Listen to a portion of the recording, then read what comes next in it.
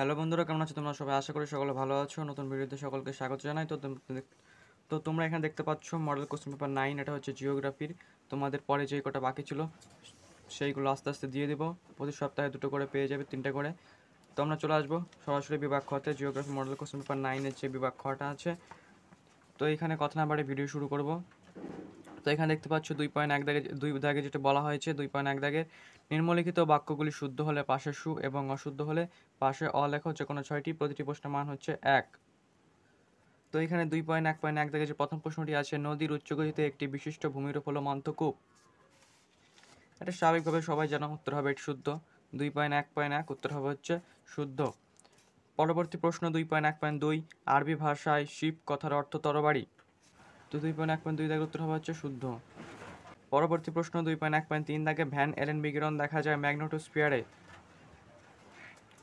2.1.3 উত্তর লিখবে শুদ্ধ। 2.1.3 উত্তর হবে হচ্ছে শুদ্ধ। পরবর্তী প্রশ্ন 2.1.4 দাগে মৌসুমী জলবায়ু পর্যটনের জলবায়ু নামে পরিচিত। উত্তর লিখবে শুদ্ধ। 2.1.4 উত্তর হবে হচ্ছে শুদ্ধ। পরবর্তী প্রশ্ন 2.1.5, শ্রীলঙ্কা ভারতের সীমানা সংযুক্ত একটি প্রতিবেশী রাষ্ট্র। শ্রীলঙ্কা অবশ্যই একটি প্রতিবেশী রাষ্ট্র ভারতের, তবে এখানে সীমানা সংযুক্ত নয়। তো এটি হবে হচ্ছে অশুদ্ধ। 2.1.5 উত্তর হবে অশুদ্ধ। পরবর্তী প্রশ্ন 2.1.6, হিমালয়ে 4000 মিটার বেশি উচ্চতায় আলপি অরণ্য দেখা যায়। উত্তর লিখবে অশুদ্ধ। 2.1.6 উত্তর হবে হচ্ছে অশুদ্ধ। পরবর্তী প্রশ্ন, রজ্জুপথের প্রধান ব্যবহার হলো দুর্গম অঞ্চলে যাত্রী ও পণ্য পরিবহন।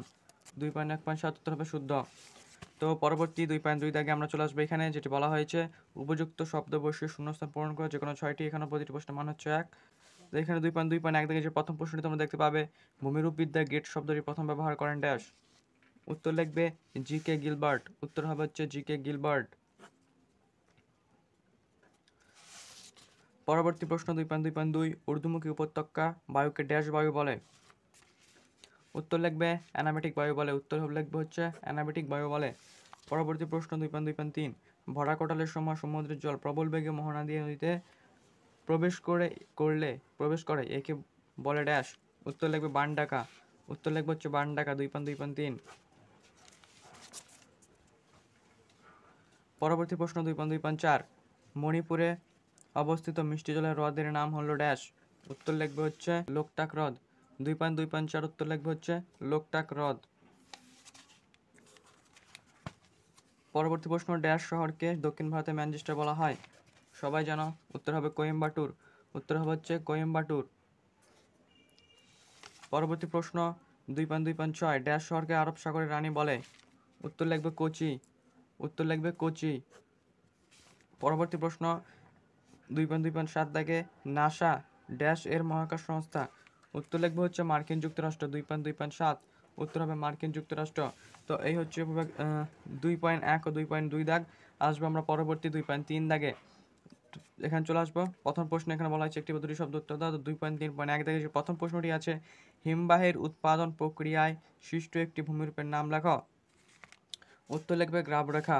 উত্তর লিখবে হচ্ছে গ্রাব রেখা। আরও অনেকেই আছে, তোমরা টেক্সট বই থেকে সেখানে হিমবাহের সঞ্চয় কার্যের ফলে যে গঠিত ভূমিরূপ, সেটাই হচ্ছে হিমবাহের উৎপাদন প্রক্রিয়া গঠিত ভূমিরূপ। তো সেখান থেকে তোমরা তোমাদের যেটা ইচ্ছা হয় সেটা তোমরা দিতে পারো। তো এখানে দিয়েছি প্রথমে যেটা ছিল গ্রাব রেখা, তো এখানে আমি গ্রাব রেখায় দিয়েছি। এরপর আসবো 2.3.2, এল নিনো কথার অর্থ কী। উত্তর লিখবে বালক। 2.3.2, এল নিনো কথার অর্থ হচ্ছে বালক। পরবর্তী প্রশ্ন 2.2.3, মুখ্য জোয়ার সৃষ্টির প্রধান কারণ কি। উত্তর লিখবে হচ্ছে চন্দ্রের আকর্ষণ। উত্তর হবে চন্দ্রের আকর্ষণ বল। পরবর্তী প্রশ্ন 2.3.4, কতগুলি পরিবেশ মিত্র বর্জ্যের উদাহরণ দাও। উত্তর লিখবে কাগজ, খাবারের উচ্ছিষ্টাংশ। উত্তর হবে হচ্ছে কাগজ ও খাবারের উচ্ছিষ্টাংশ। এরপর যেটি আছে 2.3.5, পশ্চিম হিমালয়ের তাল কি। তো এখানে লিখবে পশ্চিম হিমালয়ে যেসব হিমবাহসৃষ্ট হ্রদ দেখা যায় তাকেই তাল বলে। পশ্চিম হিমালয়ে যেসব হিমবাহসৃষ্ট হ্রদ দেখা যায় তাকেই তাল বলে। পরবর্তী প্রশ্ন 2.3.6, করমণ্ডল উপকূলে কোন বায়ুর দ্বারা শীতকালে বৃষ্টিপাত হয়। উত্তর লিখবে উত্তর পূর্ব মৌসুমী বায়ু। উত্তর লিখবে হচ্ছে উত্তর পূর্ব মৌসুমী বায়ু। পরবর্তী প্রশ্ন 2.3.7, বাজারে বিক্রির জন্য অর্থকারী ফসল রূপে সবজি ফুল ফলের বাণিজ্যিকভাবে চাষকে ড্যাশ বলে। উত্তর লিখবে হর্টিকালচার। 2.3.7 উত্তর হবে হর্টিকালচার। শেষ প্রশ্ন, ভারতের সর্বাধুনিক প্রযুক্তিবিদ্যাগত বন্দরটির নাম লেখো। এটি বর্তমানে জানা নেই, আমার ভালো করে দেখতে হবে বইটি ঘেঁটে। তুমি পরে বলে দিব, তোমাদেরকেও জানা থাকলে অবশ্যই কমেন্ট করে জানাবে। চলে আসবো আমরা 2.4-এ, যেখানে বলা হয়েছে বাম দিকের সঙ্গে ডান দিকে গুলি মিলিয়ে লেখো। দেখতে পাচ্ছ পেরু স্রোত, এটা হবে চাটাকামা মরুভূমি। পুনর্ব্যবহার, সবজির খোসা, জুম চাষ, এটা হবে মৃত্তিকা ক্ষয়। এরপর যেটা শেষ আছে ইনস্যাট, এটা হবে হচ্ছে ভূসমলয় উপগ্রহ। তো তোমাদের এই হচ্ছে জিওগ্রাফি মডেল কোশ্চেন পেপার 9 যেটা ছিল তার বিভাগ খটা।